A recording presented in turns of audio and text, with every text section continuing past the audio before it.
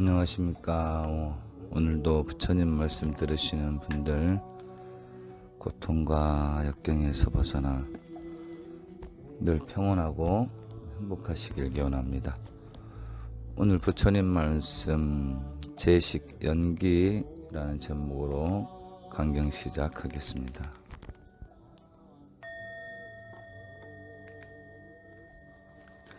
부처님께서 사와띠 기원정사에서 비구들에게 말씀하셨다. 내가 깨달음을 얻기 전 보살이었을 때 나는 한적하고 조용한 곳에서 사색하였다. 인생은 파멸과 죽음의 고통에 휩싸여 있다. 그런데 이런 상황에서 탈출하려고 하는 사람도 없고 탈출한 사람도 없구나. 늙고 죽는 고통은 어디에서 왔는가? 태어남으로 이 고통을 일으키고 있다. 태어남은 무엇이 불러오는가? 태어남은 존재의 상태가 일으키고 있다. 존재의 상태는 어째서 일어나는가? 집착이 존재의 상태를 불러오고 있다. 집착은 어째서 일어나는가? 가래가 집착을 일으키고 있다. 가래는 어째서 일어나는가? 느낌이 일으키고 있다. 느낌은 어째서 일어나는가? 대상과 접촉에서 일으키고 있다. 대상과 접촉은 어디에서 일어나는가? 6가지 감각기관이 일으키고 있다. 6가지 감각기관은 이름과 형체가 일으키고 있다. 이름과 형체는 왜 일어나는가? 의식이 일으키고 있다. 의식은 어디로부터 왔는가를 생각해 보니 이름과 형체로 되돌아간다. 의식은 이름과 형체의 범위를 넘어갈 수가 없다. 그러므로 의식으로 말미암아 이름과 형체가 있게 되고 나아가 태어남을 말미암아 늙고 병들어 죽는 근심, 슬픔, 고통, 고뇌가 발생하고 괴로움의 쌓임이 있음을 알게 되었다. 자바안경 12장에 나와 있는데요. 이 연기를 말하는 부분입니다. 부처님 사상에서 가장 중요하다고 볼 수 있는 12연기법인데요. 12연기법을 다루는 분들이 많습니다만은 이 12연기를 통찰하기는 결코 쉬운 게 아닙니다. 12연기를 통찰했다는 것 자체가 바로 아라한경지이기 때문에, 하지만 또 12연기를 또 너무 멀리만 느껴서도 안 되거든요. 간단하게 정리해 보면은 이제 생로병사 오비고뇌가 도미노 쪽으로 쭉 이어지는데 그 시작이 어디인가? 그 시작이 어딘가 보면은 나라는 자아의식, 중생심으로부터 일어난다는 거죠.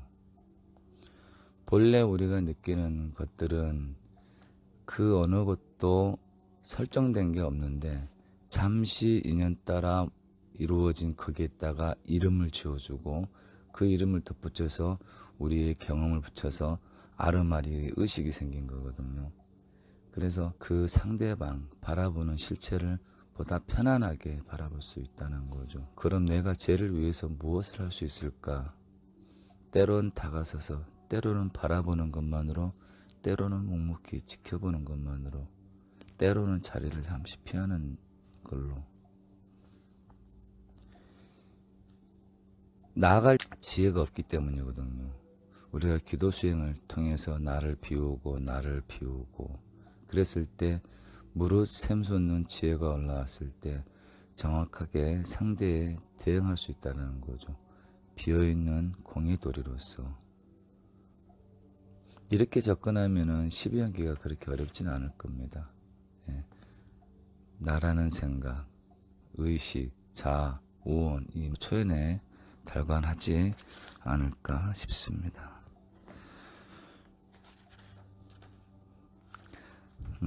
방금 거는 제시경기였고요. 이제 12연기라는 제목으로 한 편 읽어보겠습니다. 12연기 편안하게 들으십시오. 당연할 만 같은데 또 뭐 조금만 들어가면 너무 머리 아파지고 그러는데 편안하게 들으십시오. 부처님께서 마갈타국의 왕사성 중림정사에 계실 때 어느 날 성안으로 들어가 글씨가고 있는데 옷을 입지 않고 사는 외도 아젤라카 까사빠가 부처님에게 다가와서 물었다. 자이나교의 전신이죠. 옷을 입고 있지 않은 외도들. 제가 일전에 자이나교 잠깐 언급했었는데요. 꼭 나쁜 것은 아닙니다. 좋은 점만 받들어서 우리가 본받으면 될 것. 꽃다마에게 한 가지 물어볼 것이 있는데 이 점에 대해서 대답해 주시겠습니까? 까사빠여, 지금은 적당하지 않으니 집으로 들어가서 이야기합시다. 부처님께서는 자리를 옮겨서 이야기하자고 말했으나 그는 한 가지만 물을 것이니 그냥 대답해 달라고 말하면서 부처님께 여쭈었다. 꽃다마여, 괴로움은 자아에 의해 생기는 겁니까? 그렇지 않다. 그러면 자기의 괴로움이 남들에 의해 만들어집니까? 그렇지 않다. 그러면 괴로움이 자아에 의해서도 아니고 남들에 의해서도 아니라면 다시 자아에 의해 저절로 생기고 남들에 의해 생기는 것입니까? 그렇지 않다. 그러면 괴로움이 자아에 의해 생기는 것도 아니고 남들에 의해 생기는 것도 아니라면 우연으로 생기는 겁니까? 그렇지 않다. 그렇다면 괴로움이란 존재하지 않는 겁니까? 잠깐만 한번 생각해 볼게요. 여기서 과연 부처님이 뭐라고 말씀하셨으며 여러분의 지게는 지금 어디까지 열려 있는가 한번 잠깐 사색 좀 해보시게요. 자아도 아니고 남도 아니고 자아도 남도 아니고 자아도 아닌 것도 남도 아닌 것도 아니라고 말씀하셨던 분께서 괴로움이 어디서 어떻게 생겼는지 뭐라고 말씀하셨을까요? 30초만 개인적 사유를 좀 해보겠습니다.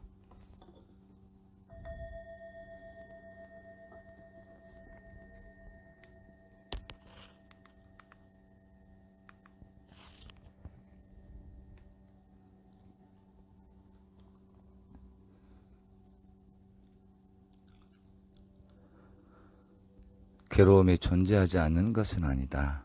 괴로움은 분명히 있다. 그러면 곧다마께서는 괴로움을 알지도 못하고 보지도 못하고 있는 것이 아닙니까? 나는 괴로움을 알지도 못하고 보지 못하는 사람이 아니다. 나는 괴로움을 아는 사람이요 괴로움을 보는 사람이다. 어찌된 일입니까, 곧다마시여? 나의 모든 무릎에 당신은 그렇지 않다고만 말했습니다. 그런데도 당신은 괴로움이 분명히 있고 그 괴로움을 알고 또 본다고 단언하고 있습니다. 그렇다면 나에게 괴로움의 본질을 가르쳐 주십시오. 까사빠야, 자아가 괴로움을 만들고 그 자신이 그 결과를 경험한다면 이것은 괴로움은 저절로 생긴다는 것인데 이것은 결국 상주론이 되고 만다. 자기가 행동하고 다른 사람이 그 결과를 경험한다면 이것은 괴로움이 남에 의해 생긴다는 것인데 이것은 결국 단멸론이 되고 만다. 나는 이 두 극단을 떠나 중도로서 법을 가르친다. 내가 말하는 중도란 무명에 의해 의지가 생기고 의지에 의해 의식이 발생한다.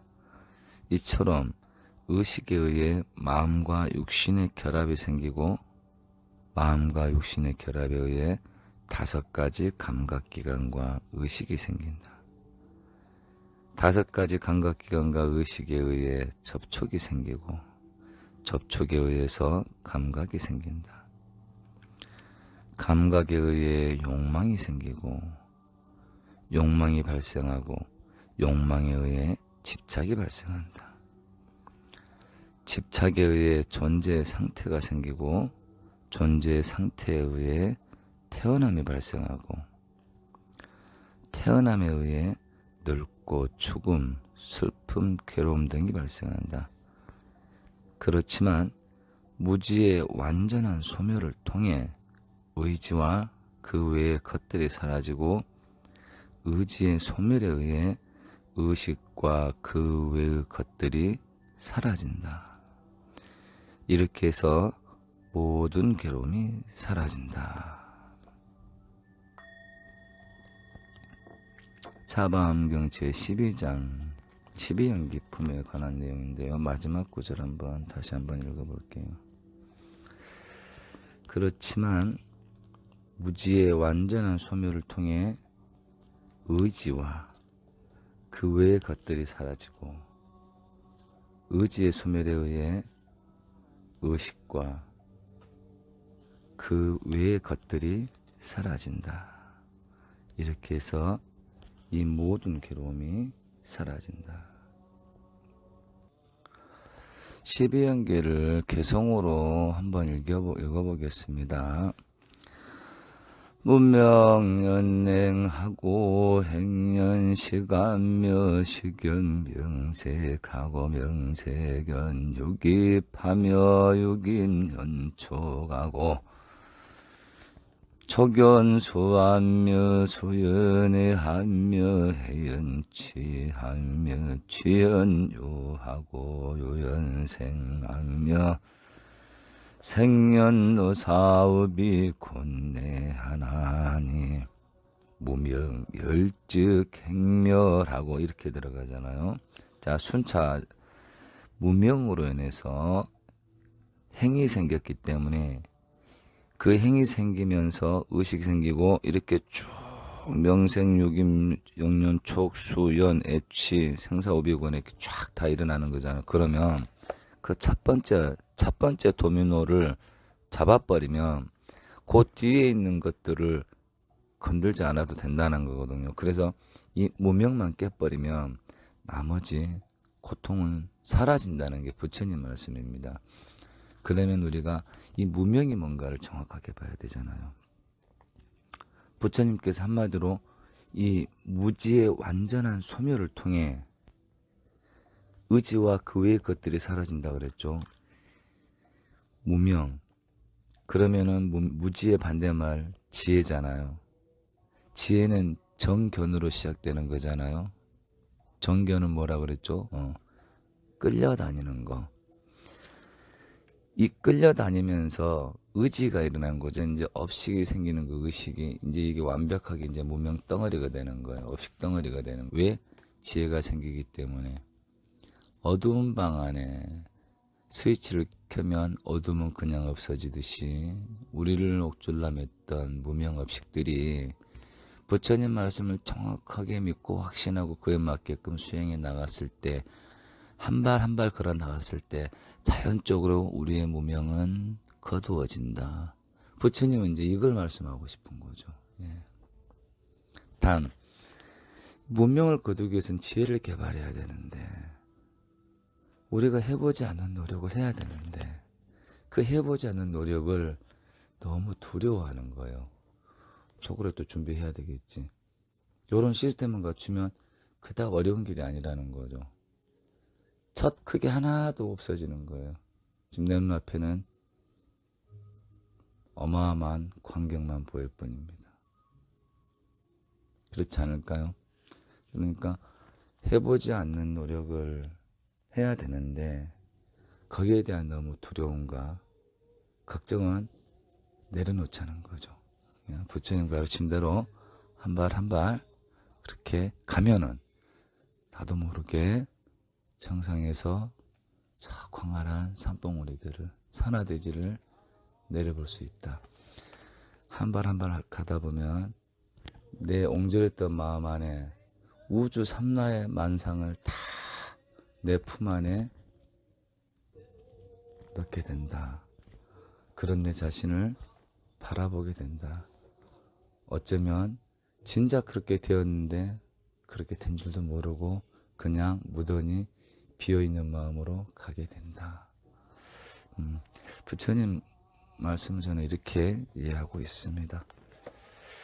오늘 부처님 말씀 여기서 마무리하고 내가 꿈꾸는 세상 또 한 편 읽겠습니다.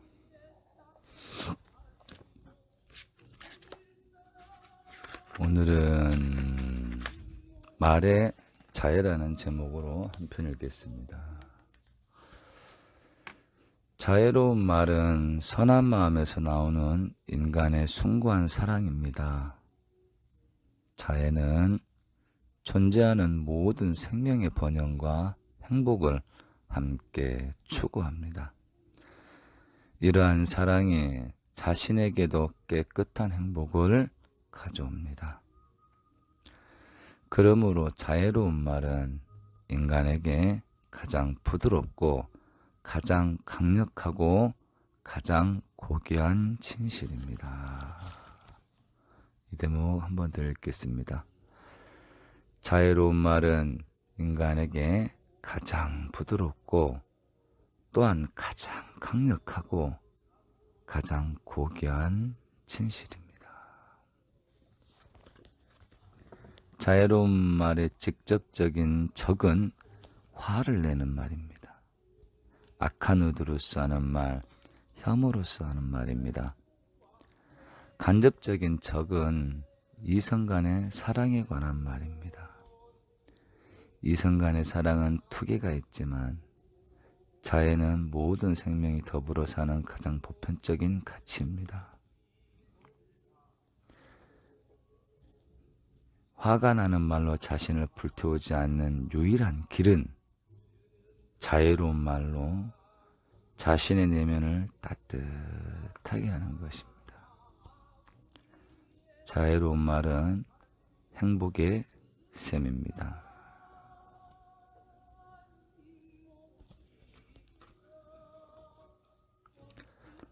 무슨 덧붙일 말이 필요 없을 것 같습니다.